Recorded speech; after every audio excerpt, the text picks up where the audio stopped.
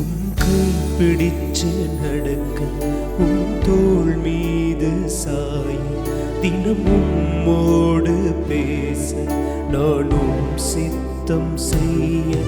என் வாழ்வெல்லாம் நீரே, என் வழியெல்லாம் நீரே, என் பலனெல்லாம் நீரே, எனக்கெல்லாமே நீரே. இயேசுவே என் நேசரே, என் வாலிபம் உமக்காகவே.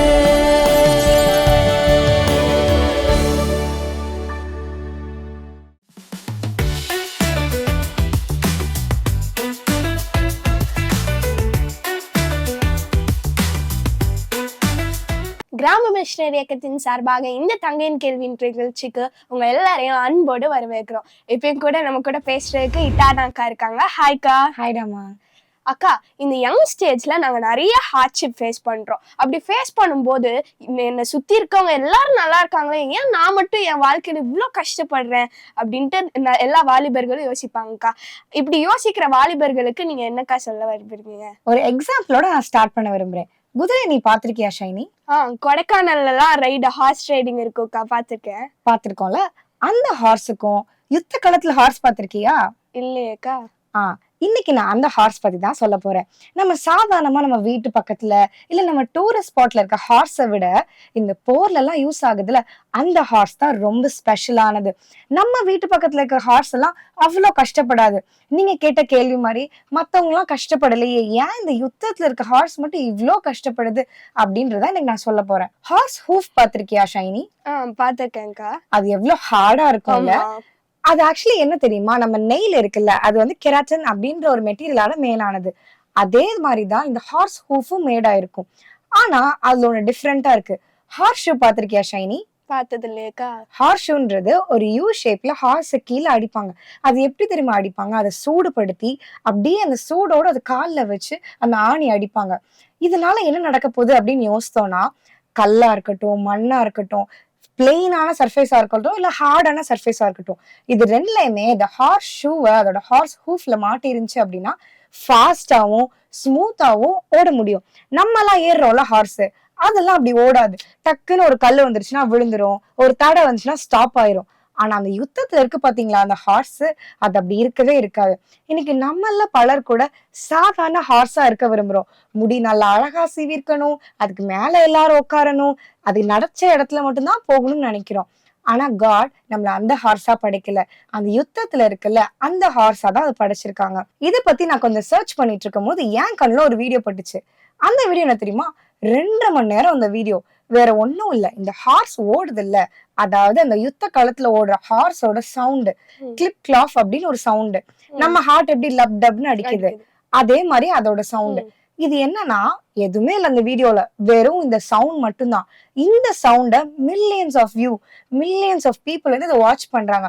அப்பதான் ஏன் இத்தனை பேர் வாட்ச் பண்றாங்க, இதுல என்ன இருக்கு, கிளிஃப் கிளாஃப்னு ஒரு சவுண்டு தானே அப்படின்னு நான் யோசிக்கும் போதுதான் ஜிம்முக்கு போறவங்க, ஸ்போர்ட்ஸ் பர்சன்ஸ், ஒலிம்பிக்ல விளையாடுறவங்க, இந்த மாதிரி நிறைய அத்லெட்ஸ் என்ன பண்றாங்க, டெய்லி மார்னிங் இது ஒரு ரெஃப்ரெஷிங்காக கேட்கிற ஒரு இனிமையான சவுண்டாவும் இது மாறி இருக்கு. ஆனா அது மாறுறதுக்கு முன்னாடி அது அவ்வளோ கஷ்டங்களை அனுபவிச்சிருக்கு. காலில் அவ்வளோ ஆணி, அந்த ஹார்ஸ் ஷூ போடும்போது அதுக்கு சில நேரம் ரொம்ப வலிக்குது. ஆனா அதெல்லாம் போட்டுச்சுன்னா யுத்தத்துல அது செம கம்பீரமா நிக்குது. நம்ம பாக்குற ஹார்ஸுக்கு எல்லாம் பாத்திருக்கியா, முடியெல்லாம் அழகா சீவி விட்டு கலர்லாம் அடிச்சிருப்பாங்க. நம்ம பிள்ளைங்களுக்கு கூட நிறைய பேருக்கு யூனிகார்ன்லாம் ரொம்ப பிடிக்கும்ல. ஆனா யூனிகார்ன் என்னைக்குமே ஒரு ஹார்ஸ் ஒரு பேட்டில் ஃபீல்ட்ல நிக்காது. பேட்டில் ஃபீல்ட்ல நிக்கணும்னா அது ரொம்ப ட்ரிம்டா இருக்கணும், ரொம்ப கரெக்டா இருக்கணும். நிறைய ஹார்ஸ் மியூசியம்லாம் வேர்ல்டுல இருக்குல்ல, அதுல எதுலையுமே அழகாக்கப்பட்ட எந்த ஹார்ஸும் இருக்காது. கடினமான பாதைகளை தாண்டி வந்த ஹார்ஸ் மட்டும்தான் இருக்கு. நம்ம வேதத்துல கூட படிக்கிறோம்ல, குதிரை யுத்த நாளுக்காக ஆயத்தமாக்கப்படும், ஜெயமோ கர்த்தரால வரும். அந்த ஆயத்தமாக்கப்படுறது ஈஸி கிடையாது, டஃப் தான். திரும்பியும் சொல்றேன், அது டஃப் தான். ஆனா ஆண்டவருக்குள்ள நம்ம ஆயத்தமாக்கும் பொழுது கன்ஃபார்மா ஆண்டவர் நம்மளுக்கு ஜெயத்தை தருவார். நம்ம எந்த இடத்துக்கும் ஒரு ஹார்ட்ஷிப்போ ஒரு ப்ரிப்பரேஷனோ இல்லாம போயிட்டோம்னா அதுல ஒரு விக்டரி இருக்குமான்னு தெரியல. ஏன் அப்படின்னா அந்த இடத்துல நம்மளுக்கு பிடிச்ச காரியத்தை தான் நம்ம செய்வோம். நம்மளுக்கு பிடிச்ச இடத்துக்கு மட்டும்தான் போவோம். நம்மளுக்கு சொஃபிஸ்டிகேட்டடா இருக்கிறத மட்டும்தான் பண்ணுவோம். ஆனா ஆண்டவர் நம்மள எப்படி பழக்கி வைக்கிறார் தெரியுமா? ஸ்மூத்தான சிச்சுவேஷனா இருந்தாலும் சரி, ஹார்டான சிச்சுவேஷனா இருந்தாலும் சரி, 2லயுமே ஓடத்தக்கதான ஒரு பலத்த காட் நம்மளுக்கு குடுக்குறாங்க. இந்த ஹார்ட்ஷிப் கஷ்டம் தான். ஒன்ஸ் பண்ணிட்டோம், அது வழியா போயிட்டோம்னா, லைஃப் ரொம்ப ஈஸியா, ஜாலியா போயிரலாம். அக்கா நம்ம லைஃப்ல அப்ப ஹார்ட்ஷிப்ஸ் தானா? என்ஜாயே பண்ண தேவையில்லையா? அப்படிலாம் இல்ல. மத்த ஹார்ஸ பார்த்திருக்கோம்ல, நம்ம தெரு ஓரத்துல தான் இருக்கும். எப்ப பார்த்தாலும் அது என்ஜாய்மென்ட் மட்டும் தான் பண்ணிட்டு இருக்கோம். ஆனா இந்த ஹார்ஸுக்கு என்ன டிஃபரெண்ட் தெரியுமா? அது அவ்ளோ ஹார்ட்ஷிப்ப தாண்டி, அது ட்ரெய்னிங் போயி, அத்தன நாள் அதுக்கு இந்த சாப்பாடு, அந்த சாப்பாடுன்னு குடுத்து, அது அவ்ளோ வழி தாண்டி வரும்போது, ஒரு நாள் மேல ஏறி அந்த பேட்டில் ஃபீல்ட்ல வின் பண்ணுது பாரேன், அது அப்புறம் ஃபுல்லா அது என்ஜாய்மென்ட் தான். அது ஹார்ட்ஷிப்பையும் தாங்குது, என்ஜாய்மென்ட்டும். எல்லாத்தையுமே பேலன்ஸ்டா கொண்டு போகும். ஆனா நம்ம சும்மா இருந்தோம், எந்த ஹார்ட்ஷிப்பும் வேணாம், எனக்கு எதுவும் வலிக்க கூடாதுன்னு நினைச்சோம்னா, வெறும் என்ஜாய்மெண்ட் தான். அந்த என்ஜாய்மெண்ட்டும் ரொம்பலாம் பண்ண முடியாது. சும்மா ஒரு 1/2 அன் ஹவருக்கு தான் இருக்க மாரி இருக்கும். ஆனா நம்ம ஹார்ட்ஷிப்ப தாண்டி ஆண்டவருக்குள்ள இருந்தோம் அப்படின்னு சொன்னா, நம்ம தான் வெற்றியாளர். அக்கா ரொம்ப அழகா சொன்னீங்கக்கா. அக்கா இப்ப பாத்துட்டு இருக்க வாலிபர்களுக்காக நம்ம ஒரு நிமிஷம் ப்ரேயர் பண்ணிடலாமா? ஓகே ஷைனி. ஜெபம். அன்புள்ள ஆண்டவரே, இந்த நாள கொடுத்தக்காக நன்றி. இந்த நிகழ்ச்சி மூலமா நாங்க கத்துக்கிட்டோம். ஹார்ட்ஷிப்பும் எங்க லைஃப்க்கு தேவைதான். ஆண்டவர் அந்த பாதையில எங்கள நடத்துறீங்கன்னா, அது ஒரு நல்லதுக்காக தான் அப்படின்னு சொல்லிட்டு, இத பார்த்து கொண்டிருக்கிற ஒவ்வொரு வாலிபர்களுக்காக நான் ஜெபிக்கிறேன் இயேசப்பா. அவங்க வாழ்க்கையில ஏதோ ஒரு ஹார்ட்ஷிப் இருந்தா கூட, அது அவங்க நல்லதுக்கு தான் அப்படின்றத அவங்களுக்கு நீங்க புரிய வைங்க இயேசப்பா. அதே மாரி அந்த ஹார்ட்ஷிப்ப தாண்டி வந்த உடனே ஒரு பெரிய ஒரு வெற்றியாளரா, ஒரு பெரிய ஒரு லட்சியத்த சாதிச்சவர்களா நீங்க மாத்துறதுக்காக நன்றி செலுத்துகிறோம். எப்படி அந்த குதிரை தன்னோட கால்கள அதுக்கு ஒப்பு கொடுத்து, அவ்ளோ கஷ்டத்த அனுபவிச்சாலும் கடைசியில அது எப்படி வெற்றியாளரா மாறுதோ, அதே போல நீங்க எங்க வாழ்க்கையும் மாற்றப் போகிறதுக்காக உமக்கு நன்றி செலுத்துகிறோம். இயேசுவின் மூலம் ஜெபிக்கிறோம் நல்ல பிதாவே. ஆமென். ஆமென்.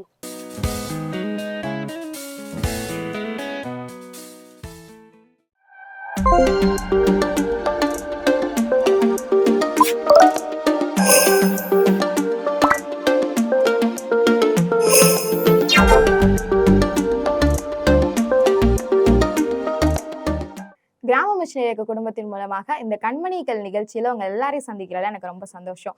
இன்னைக்கு கூட ஒரு வசனத்தை வாசிச்சுட்டு நம்ம ஜெபிச்சுட்டு ஆண்டவருடைய வார்த்தைக்குள்ளாக நம்ம போக போறோம். இந்த வசனம் என்ன அப்படின்னா, மத்தேயு 7:11.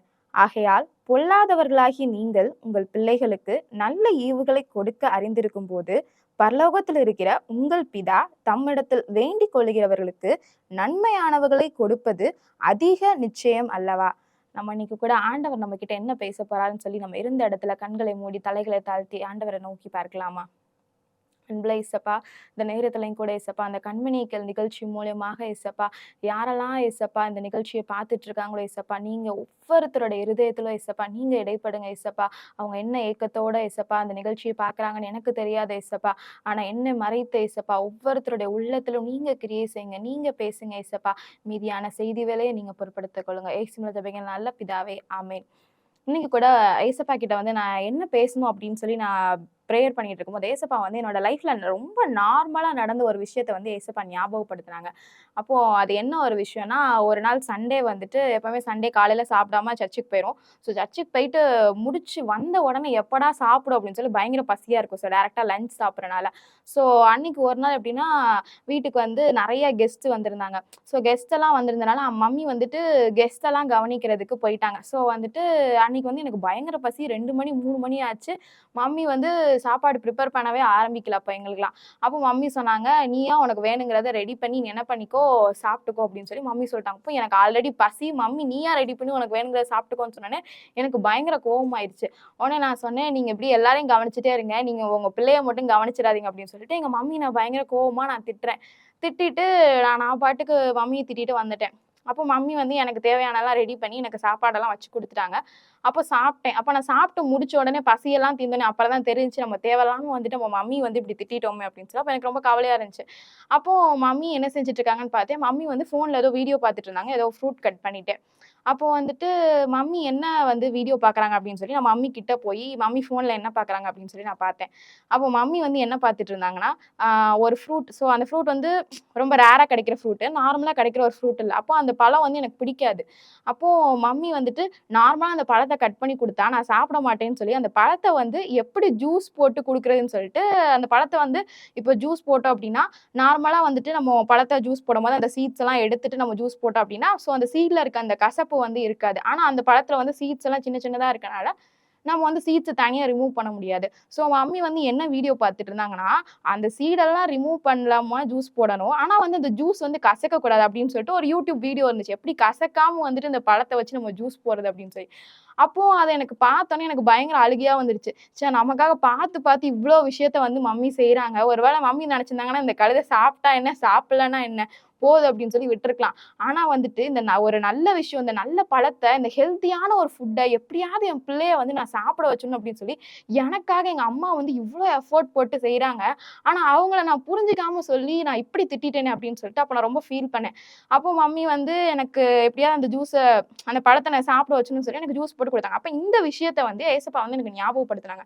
அப்போ ஏசப்பா கிட்ட வந்துட்டு இந்த ஒரு பர்ட்டிகுலர் விஷயத்த ஏசப்பா ஞாபகப்படுத்தினோனே, அப்போ ஏசப்பா இதுலருந்து என்கிட்ட என்ன நீங்க பேச நினைக்கிறீங்க அப்படின்னு சொல்லி நான் கேட்கும்போது, ஏசப்பா இந்த வசனத்த வந்து எனக்கு ஞாபகப்படுத்துனாங்க. அப்போ ஏசப்பா கிட்ட இந்த இன்சிடென்ட்லேருந்து நீங்க என்கிட்ட என்ன ஏசப்பா பேச நினைக்கிறீங்க அப்படின்னு சொல்லி கேட்கும்போது, ஏசப்பா அந்த வசனத்த வந்து எனக்கு காமிச்சாங்க. அப்போ அந்த வசனத்தின்படி நம்ம பார்த்தோம் அப்படின்னா, நார்மலா உலக பிரகாரமான நம்மளுடைய அப்பா, அம்மா வந்து நமக்கு என்ன தேவை, நமக்கு என்னது நன்மையானதுன்னு சொல்லி பார்த்து பார்த்து செய்யும்போது, அப்போ பரமபிதா நம்மள வந்து தாயின் கருவில் உருவாகுறதுக்கு முன்னாடி ஒரு சின்ன கருவா நம்ம உருவாகுறதுக்கு முன்னாடி ஏசப்பா வந்து நம்மள அறிஞ்சிருக்காருன்னு சொல்றாரு. சோ அப்படிப்பட்ட ஆண்டவர் வந்து நமக்கு எப்படி நன்மையான விஷயத்த தராம இருப்பார் அப்படின்னு சொல்லி இந்த வசனம் சொல்லுது. அதுல என்ன சொல்லுது அப்படின்னா, நன்மையானவைகளை கொடுப்பது அதிக நிச்சயம் அல்லவா அப்படின்னு சொல்லி போட்டிருக்கு.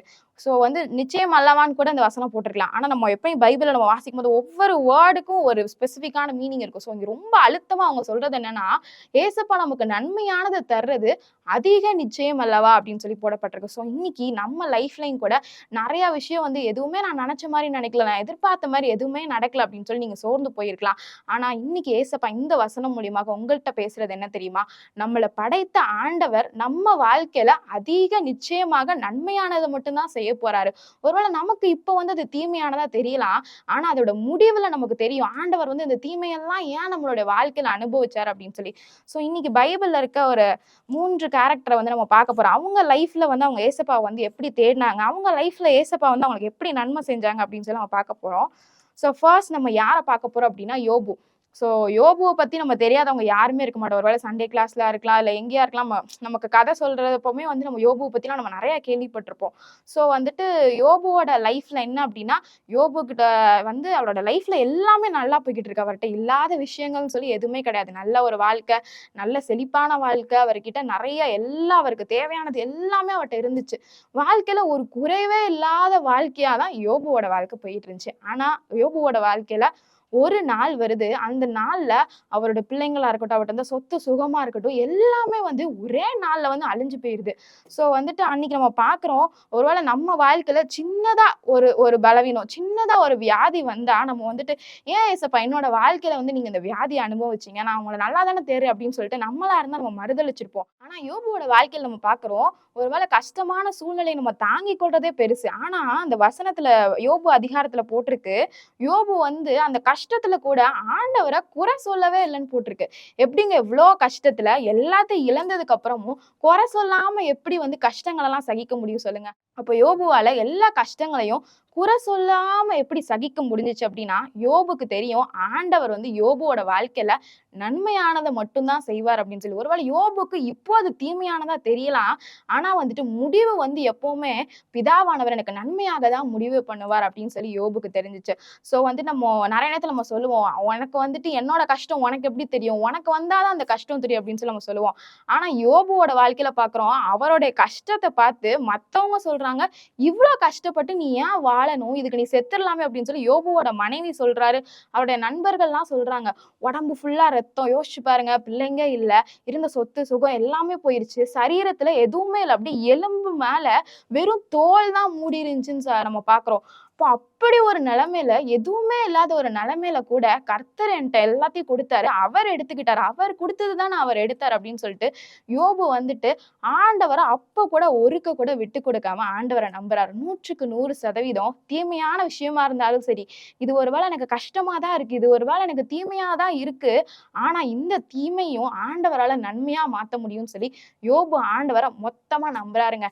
கடைசி நடந்தது என்னன்னு சொல்லி நம்ம எல்லாருக்குமே தெரியும். At the end of the day என்ன நடக்குது? யோபு இழந்தது எல்லாத்தையும் ரெட்டத்தனையாக ஆண்டவர் வந்து கொடுக்கிறார் அப்படின்னு சொல்லி பாக்குறோம். சோ இன்னைக்கு நம்ம வாழ்க்கையில நம்ம நிறைய விஷயங்களை இழந்திருக்கலாம். நமக்கு பிடிச்சவங்களை நம்ம இழந்திருக்கலாம். ஒருவேளை நம்ம எதை வந்துட்டு ரொம்ப முக்கியமா நம்ம நினைச்சோமோ அதெல்லாம் நம்ம இழந்திருக்கலாம்.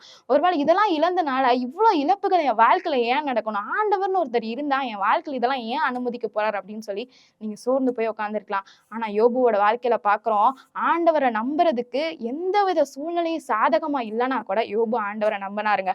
அதனாலதான் யோபுவோட வாழ்க்கையில ஆண்டவர் யோபுவை ஆசீர்வதிக்க முடியும். அடுத்ததாக 2வது நம்ம யாரை பார்க்க போறோம் அப்படின்னா, யோசேப்பை பத்தி தான் நம்ம பார்க்க போறோம். யோசேப்போட வாழ்க்கையில பார்க்குறோம், எல்லாமே ரொம்ப சூப்பரா போய்க்கிட்டு இருக்கு.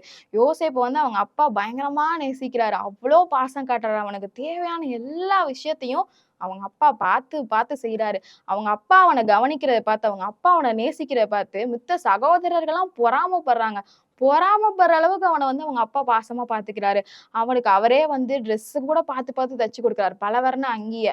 ஸோ இதெல்லாம் நல்லா தான் போய்கிட்டு இருக்கு. ஆனா இதெல்லாம் பார்த்து பொறாம கொண்டு அவனோட சகோதரர்கள் என்ன பண்றாங்க? யோசேப்பை தூக்கி குழியில போட்டுறாங்க. ஸோ குழியில போட்டுறாங்க. ஸோ அடிமையா யோசேப்பு வந்து விற்கப்படுறான். ஸோ வந்து யோசேப்பு நினைச்சிருக்கலாம், அவ்வளவுதான் நமக்கு இருந்த நல்ல வாழ்க்கைய எல்லாமே முடிஞ்சு போச்சு. இனிமேல் வந்துட்டு நான் எங்க போறேன்னு தெரியாது. என்னை பாத்துக்கிறதுக்கு யாருமே இருக்க போறது இல்லை. யாருமே எனக்கு தெரியாத ஒரு தேசத்துக்கு நான் அடிமையா போக போறேன். இனிமேல் என் வாழ்க்கை அவ்வளவுதான் முடிஞ்சிருச்சு அப்படின்னு சொல்லி யோசேப்பு ஃபுல் ஸ்டாப் வச்சிருக்கலாம். ஆண்டவரை தூசிச்சிருக்கலாம். ஆண்டவரை மறுதளிச்சிருக்கலாம். ஆனா வந்து யோசேப்பு அப்படி பண்ணவே இல்லைங்க. நிறைய நேரம் எங்க டாடி சொல்லுவாங்க, நீ பைபிள் வாசிக்கும் போது வந்து எந்த ஒரு கேரக்டர் வராங்களோ அந்த கேரக்டர்ல நீ ஒன்னு அங்க வச்சு வாசிச்சு பார்க்கணும் அப்படின்னு சொல்லி சொல்லுவாங்க. சோ வந்து யோசேப்போட இடத்துல நான் என்ன வந்துட்டு அங்க வச்சு பார்த்தேன் அப்படின்னா, குழிக்குள்ள போடும் போதே வந்துட்டு அவ்வளவுதான்டா, எல்லாம் முடிஞ்சிச்சு, இனிமேல் நடக்கிறதுக்கு ஒண்ணும் இல்லை அப்படின்னு சொல்லி நான் சோர்ந்து போய் உட்காந்துருப்பேன். ஆனா யோசேப்போட வாழ்க்கையில பாக்குறோம், அடிமையா வந்துட்டு யோசேப்பு விற்கப்படுறான். ஸோ வந்து அடிமையா விற்கப்பட்டாலும் அந்த எஜமான் வந்து கொஞ்சம் நல்லா தான் பாத்துக்கிறாரு. சரி, ஓகே, வாழ்க்கை வந்து நம்ம நினைச்ச மாதிரி இல்லைனாலும் ஏதோ ஓகே, ஓட்டலாம், சகிச்சுக்கலாம் அப்படின்ற மாதிரி நம்ம லைஃப் இருக்கு அப்படின்னு சொல்லி யோசேப்பு வந்து செட்டில் ஆயிருப்பான். ஸோ கொஞ்சம் கொஞ்சமா செட்டில் ஆகிட்டு இருக்கான். அப்போ அங்க என்ன நடக்குது அப்படின்னா, செய்யாத ஒரு குற்றத்திற்காக, செய்யாத ஒரு பாவத்திற்காக சிறைச்சாலையில கைதியா யோசேப்பை வந்து ஒப்பு கொடுத்துறாங்க. ஸோ யோசேப்பு நினைச்சிருக்கலாம், கடவுள்னு ஒருத்தர் இருந்தா நான் செய்யாத குற்றத்திற்கு இவ்வளவு அசிங்கப்படுத்தி இவ்வளவு அவமானப்பட்டு இந்த அவமானத்தெல்லாம் எப்படி வந்து கடவுள் வந்து அனுமதிச்சிருப்பாரு? அப்ப கடவுள் எல்லாம் தேடி என்ன பிரயோஜனம்? நான் பாவத்தை விட்டு விலக தானே செஞ்சேன். அப்ப ஏன் என் வாழ்க்கையில இப்படிலாம் நடக்கணும்னு சொல்லி யோசேப்பு வந்து ஆண்டவரை நம்பாம இருந்திருக்கலாம், ஆண்டவரை மறுதளிச்சிருக்கலாம், ஆண்டவரை குறை சொல்லியிருக்கலாம். ஆனா வந்து யோசேப்பு அப்படி பண்ணவே இல்லைங்க. ஒருவேளை சிறைச்சாலையில இருக்கான். அங்க எனக்கு ரொம்ப ஆச்சரியமான விஷயம் என்னன்னா, ஆதியாகமம் 40ஆம் அதிகாரம் 6ஆம் வசனம் 7ஆம் வசனத்துல நீங்க பாத்தீங்கன்னா, அந்த சிறைச்சாலை அதிகாரிகள் வந்து வர்றாங்க. அப்போ அன்னைக்கு அவங்க முகத்தை பார்த்து யோசேப்பு கேட்கிறாரு, இன்னைக்கு ஏன் வந்து நீங்க கலங்கி இருக்கீங்க? உங்கள் முகங்கள் இன்று துக்கமா இருக்கிறது என்ன என்று கேட்டான் அப்படின்னு சொல்லி போட்டிருக்கு. இப்ப நம்ம வந்து நல்ல நிலைமையில இருக்கோம். அப்போ வந்து ஒருத்தவங்க வந்துட்டு கவலையா இருக்காங்க, ஒருத்தவங்க துக்கமா இருக்காங்கன்னா நம்ம அவங்கள பார்த்து கேட்கலாம், என்னாச்சு உனக்கு? நீ ஏன் வந்து இவ்வளவு கவலையா இருக்கு அப்படின்னு சொல்லி நம்ம விசாரிக்கலாம். ஆனா இங்க யோசேப்போட வாழ்க்கையில பாக்குறோம், அவனோட வாழ்க்கையே வந்து ரொம்ப மோசமா போய்கிட்டு இருக்கு. செய்யாத குற்றத்திற்காக சிறைச்சாலையில போடப்படுறான். சோ வந்துட்டு நல்லா ரொம்ப அப்பா பார்த்து பார்த்து செல்லமா வளர்த்த ஒரு பிள்ளை இன்னைக்கு யாரும் இல்லாத அனாதையா சிறைச்சாலையில இருக்கான். அங்க வந்துட்டு நம்ம வாழ்க்கையே இப்படி நாசமா போய்கிட்டு இருக்கேன், எவன் எக்கேடு கெட்டு போனா எனக்கு என்ன அப்படின்னு சொல்லி நானா இருந்தா இருந்திருப்பேன். ஆனா வந்துட்டு இங்க யோசேப்போட வாழ்க்கையில பாக்குறோம், மத்தவங்க துக்கமா இருக்கிறத பார்த்து அவர் விசாரிக்கிறாரு, ஏன்பா உனக்கு என்னாச்சு? நீ ஏன் வந்துட்டு இன்னைக்கு துக்கமுகமா இருக்கு அப்படின்னு சொல்லி கேட்கிறாரு. சோ வந்து கேட்ட உடனே அவங்க அந்த சொப்பனத்தை சொல்றாங்க. அந்த சொப்பனத்துக்கு வந்து அவர் பதில் சொல்றாரு, அர்த்தம் சொல்றாரு. சோ இதனாலதான் வந்துட்டு அவர் பார்வோனை சந்திக்க முடியும். ஒருவேளை அந்த ஒரு பாயிண்ட்ல என் வாழ்க்கையிலேயே ஆல்ரெடி எதுவும் நல்லா நடக்கல, நான் ஏன் இன்னொருத்தருக்கு போய் ஆறுதல் சொல்லணும், நான் ஏன் இன்னொருத்தரை போய் விசாரிக்கணும்னு சொல்லிட்டு விசாரிக்காம துவண்டு போய் விரக்தியில சோர்ந்து போய் அன்னைக்கு யோசேப்பு உட்கார்ந்து இருந்தாருன்னா, யோசேப்பு எகிப்து தேசம் முழுவதுக்கும் அதிகாரியாக மாறி இருக்கவே முடியாதுங்க. சோ அன்னைக்கு யோசேப்போட வாழ்க்கையில நம்ம பார்க்கோம், சுத்தி இருக்க எல்லா சுச்சுவேஷன் நம்ம பார்த்தோம்னா அவனுக்கு நம்பிக்கை கொடுக்குற மாதிரி, அவனுக்கு ஹோப் கொடுக்குற மாதிரி எந்த ஒரு சூழ்நிலையும் இல்லை. எல்லாமே நம்பிக்கையற்ற சூழ்நிலைகள் தான். அவனோட எதிர்காலமே கேள்விக்குறியாக்கப்படுது. ஒருவேளை அவனை ஆசையா கவனிக்கிறதுக்கோ அவனுக்கு ஆறுதல் சொல்றதுக்கோ யாருமே இல்லை. இன்னைக்கு உங்களுக்கு கூட நீங்க இருக்க சூழ்நிலைகள் வந்து எல்லாரால ஒதுக்கப்பட்ட ஒரு சூழ்நிலைகளா இருக்கலாம். யோசேப்பு அன்பா பாத்துக்க, அன்பா விசாரிக்க யாருமே கிடையாது. ஒருவேளை வந்துட்டு அப்பா இருந்தும், பாசமா பாத்துக்கிற அப்பா இருந்தும் யாரும் இல்லாத அனாதை ஆக்கப்படுறான். ஒருவேளை யோசேப்பு அந்த நேரத்துல நினைச்சிருக்கலாம், நானே வந்துட்டு இப்படி இருக்கேனே, நான் ஏன் இன்னொருத்தருக்கு உதவி செய்யணும்னு யோசேப்பு நினைச்சிருந்தா யோசிச்சு பாருங்க. யோசேப்போட வாழ்க்கையில ஆண்டவரால கிரியை செஞ்சிருக்க முடியுமா? யோசேப்பு எகிப்து தேசம் முழுமைக்கும் அதிகாரியாக ஆகியிருக்கவே முடியாது. சோ இன்னைக்கு ஆண்டவர் உங்ககிட்ட பேசுறது என்னன்னா, நீங்க நினைக்காத நிறைய விஷயங்கள் உங்களோட வாழ்க்கையில நடந்துருச்சு, நீங்க எதிர்பார்க்காத நிறைய விஷயங்கள் உங்களோட வாழ்க்கையில நடந்துருச்சுன்னு சொல்லி நீங்க சோர்ந்து போய் விரக்தியில உட்கார்ந்துருக்கலாம். ஆண்டவர் உங்களை எடுத்து பயன்படுத்தணும்னா, நீங்க விரக்தியில சோர்ந்து போய் உட்கார்ந்தீங்கன்னா ஆண்டவரால உங்களை பயன்படுத்த முடியாதுங்க. எப்படி யோசேப்பு வந்து எல்லாமே வந்துட்டு அவன் பிடிக்காத மாதிரி நடந்தாலும், எல்லாமே நெகட்டிவா நடந்தாலும் பரவாயில்ல, நான் ஆண்டவர் மேல இருக்க நம்பிக்கையை நான் விட போறது இல்லை, நான் சோர்ந்து போய் உட்காரவே போறது இல்லைன்னு சொல்லி யோசேப்பு இருந்தனாலதான் ஏசப்பாவால யோசேப்போட வாழ்க்கையில கிரியை செய்ய முடிஞ்சுச்சு. சோ அடுத்து நம்ம பாக்குறோம். சோ இப்ப இவங்க 2 பேர் நம்ம பார்த்தோம் அப்படின்னா, 2 பேருமே எவ்வளவுதான் சூழ்நிலை மாறினாலும் பரவாயில்ல, சிச்சுவேஷன் எப்படிதான் இருந்தாலும் பரவாயில்ல, ஆண்டவரை நறுக்க அந்த நம்பிக்கையில இருந்து கொஞ்சம் கூட கீழே இறங்கவே இல்லை. 100க்கு 100% ஆண்டவர் வந்து நன்மையா தான் எனக்கு செய்வார். ஒருவேளை சிறைச்சாலைன்றது ஒரு தீமை தான், ஒருவேளை குழிக்குள்ள தள்ளப்பட்டது தீமையான விஷயம் தான், வியாதின்றது தீமையான விஷயம் தான், இழப்புன்றது தீமையான விஷயம் தான். ஆனா அந்த தீமைகளை ஆண்டவரால நன்மையா மாற்ற முடியும்னு சொல்லி கான்பிடன்ஸோட அந்த 2 பேர் இருந்தாங்க. ஒருவேளை 3வது ஒரு நபர் இருக்காரு. அவர் யார் அப்படின்னு சொல்லி பார்த்தா பேதுரு. பேதுரு வந்துட்டு ஆண்டவர் சில நேரம் நம்புவாரு, சில நேரம் வந்துட்டு ஆண்டவர் விட்டு கொடுத்துருவாரு. சோ வந்துட்டு ஃபர்ஸ்ட் பார்த்தோம்னா பேதுரு வந்து மீன் பிடிச்சிட்டு இருக்காரு. மீன் பிடிச்சிட்டு இருக்கோம் ஆண்டவர் வந்துட்டு, நீ இனிமேல் மீன் பிடிக்க வேணாம், அவனை நான் மனுஷர்ல படிக்கிறவர் ஆக்குவே அப்படின்னு சொன்ன உடனே எல்லாத்தையும் விட்டுட்டு ஆண்டவரை நம்பி பேதுரு வந்துடுறாராம். ஒருவேளை நம்ம அந்த இடத்துல இருந்தோம்னா ஆண்டவர் கூப்பிட்டோன்னு இத்தனை நாள் இருந்த தொழிலெல்லாம் விட்டுட்டு எப்படி ஏசப்பா வர்றது, எப்படி உங்களை நம்பி வர்றது, திடீர்னு ஏதாவது ஒரு வாழ்க்கையில நல்லதா நடக்கலன்னா நான் என்ன பண்ணுவேன், யாரை தேடி நான் போவேன் அந்நேரத்துலன்னு சொல்லிட்டு நம்ம வந்து ஆண்டவர் கூப்பிட்டா உடனே எல்லாத்தையும் விட்டுட்டு நம்ம வருவோமான்னு தெரியல, ஒருவேளை நான் வருவேனான்னு தெரியல. ஆனா பேதுரு ஆண்டவர் கூப்பிட்டோன்னு எல்லாத்தையும் விட்டுட்டு வர்றாரு. ஆண்டவர் மேல அவ்வளவு நம்பிக்கை வச்சு வர்றாரு. ஆனா அதே பேதுரு தான் ஒருவேளை கடல் மேல ஏசப்பா நடக்கும்போது நான் நடக்க முடியுமான்னு கேட்கிறாரு. ஒருவேளை ஏசப்பா வந்து நீ நடக்கலாம் அப்படின்னு சொல்லி கூப்பிடுறாரு. அப்ப கடல் மேல பேதுரு நடந்துட்டு இருக்காரு. ஆனா அப்ப என்ன செஞ்சிடாரு, திடீர்னு அவிசுவாசமா திரும்பி பார்த்துட்டாரு, கடலுக்குள்ள முங்கிடுறாரு. ஒருவேளை சில நேரம் ஆண்டவரை நம்புறாரு, சில நேரம் வந்துட்டு பயந்து போய் என்ன செஞ்சிடாரு, ஆண்டவரை நம்பாம விட்டுறாரு. அப்புறம் ஏசப்பா கிட்ட ஏசப்பா வந்து பேதுருவை பார்த்து சொல்றாங்க, நீ வந்து சேவல் கூவுறதுக்கு முன்னாடி என்ன 3 வாட்டி நீ வந்து மறுதளிப்ப அப்படின்னு சொல்லி பேதுரு கிட்ட ஏசப்பா சொல்றாரு. அப்போ வந்து பேதுரு சொல்றாரு, அது எப்படி ஏசப்பா, நான் எப்படி உங்களை மறுதளிப்பேன் அப்படின்னு சொல்லிட்டு பேதுரு பயங்கரமா ஏசப்பா கிட்ட சொல்றாரு. ஆனா அந்த நாள் வருது, எப்படி ஏசப்பா சொன்னாரோ அதே மாதிரி நடக்குது. சேவல் கூவுகிறதுக்கு முன்னாடி பேதுரு வந்து ஆண்டவரை 1 வாட்டி 2 வாட்டி இல்லைங்க 3 வாட்டி மறுதளிச்சுறாரு. ஆண்டவர் மேல நிறைய நேரம் நம்பிக்கையா இருந்த பேதுரு தான், ஆண்டவர் கூடவே டிராவல் பண்ண பேதுரு தான். ஆனா வந்துட்டு அவர் என்ன செஞ்சிட்டாரு, ஆண்டவரை 3 வாட்டி மறுதளிச்சிடுறாரு. ஒருவேளை நம்ம நினைக்கலாம், நான் வந்துட்டு ஆண்டவரை வந்துட்டு நம்பாம நான் வந்துட்டு ஆண்டவரை மறுதளிச்சிட்டேனே, நான் எப்படி இனிமேல் வந்துட்டு ஏசப்பா கிட்ட போக முடியும் அப்படின்னு சொல்லி நீங்க நினைக்கலாம். ஆனா பேதுரு அப்படி நினைச்சிருந்தாருன்னா பேதுரோட வாழ்க்கையில நிறைய பெரிய காரியங்கள் நடந்திருக்காதுங்க.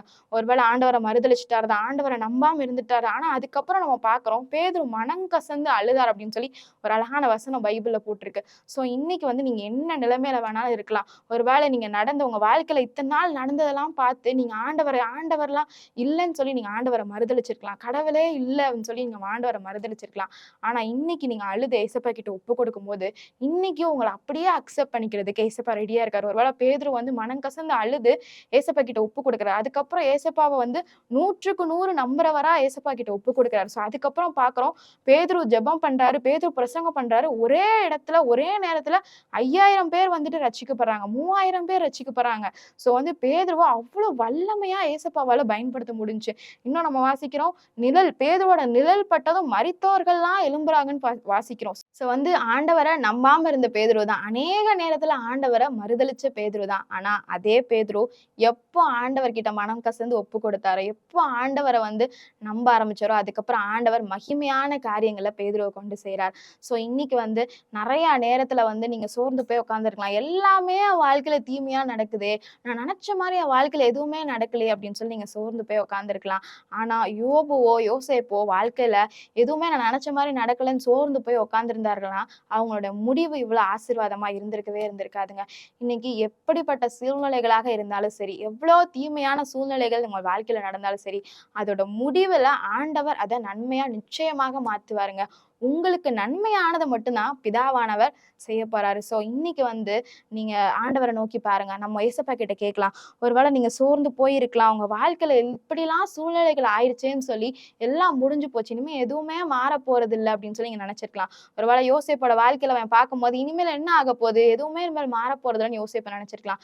யோபுவோட வாழ்க்கையில எல்லாமே போயிருச்சு, என்னோட சரீரம் போயிருச்சு, வெறும் தோல் மட்டும்தான் இருக்குன்னு சொல்லி யோசேப்பு ஃபுல் ஸ்டாப் வச்சிருக்கலாம். யோபு ஃபுல் ஸ்டாப் வச்சிருக்கலாம். ஆனா யாருமே ஃபுல் ஸ்டாப் வைக்கலங்க. ஆண்டவர் மேல 100க்கு 100 நம்பிக்கை வச்சிருந்தாங்க. பிதாவானவர் என்னோட வாழ்க்கையில நன்மையானதை மட்டும்தான் செய்வாருன்னு சொல்லி. ஸோ இன்னைக்கு நம்ம ஏசப்பா கிட்ட பார்க்கலாமா? அன்புல ஏசப்பா, இந்த மெசேஜ் மூலயமாக ஏசப்பா நிறைய பேர்கிட்ட நீங்க பேசியிருக்கீங்க ஏசப்பா. யாரெல்லாம் ஏசப்பா சோர்ந்து போய் உட்காந்துருக்காங்களோ, யாரெல்லாம் ஏசப்பா இனிமேல் என் வாழ்க்கையில எதுவுமே மாற போறது இல்லைன்னு யாரெல்லாம் ஏசப்பா துவண்டு போய் உட்காந்துருக்காங்களோ ஏசப்பா, ஒவ்வொரு ஆத்துமாக்களும் ஏசப்பா உங்களுடைய பிரசன்னத்தினால நீங்க நிரப்பிடுங்க ஏசப்பா. ஒவ்வொருத்தரையும் ஏசப்பா உங்களுடைய கல்வாரி ரத்தத்தினால நீங்க ஊற்றுங்க ஏசப்பா. ஏசப்பா யாரெல்லாம் ஏசப்பா என் வாழ்க்கையில நான் என்ன செய்ய போறேன்னு தெரியாம ஏசப்பா யாரெல்லாம் பயத்தோட இருக்காங்களோ ஏசப்பா, அவங்க எல்லாரும் இந்த வேலையில ஏசப்பா நீங்க தொடுங்க ஏசப்பா. எவ்வளவு தீமையான விஷயங்கள் வாழ்க்கையில நடந்தாலும் கூட தீமையான விஷயங்கள் எல்லாத்தையும் ஏசப்பா நன்மையாக முடிவு பண்ணுகிற பிதாவானவர் அவங்க கூட இருக்கீங்கன்ற நம்பிக்கையை ஒவ்வொருத்தருடைய உள்ளங்களில் நீங்க ஊற்றுங்க ஏசப்பா. இந்த நேரத்துல ஏசப்பா யாரெல்லாம் ஏசப்பா உங்ககிட்ட ஒப்பு கொடுக்குறாங்களோ, யாரெல்லாம் உண்மை இனிமேல் 100க்கு 100% நம்பும்படி ஒப்பு கொடுக்குறாங்களோ ஏசப்பா, ஒவ்வொரு பிள்ளைகளுடைய கரங்களையும் நீங்க பிடிச்சுக்கொள்ளுங்க ஏசப்பா. அவங்க வாழ்க்கையில இதுவரைக்கும் தீமையா நடந்த எல்லா விஷயத்துல ஏசப்பா நீங்க நன்மையாக முடிவு பண்ணுங்க ஏசப்பா.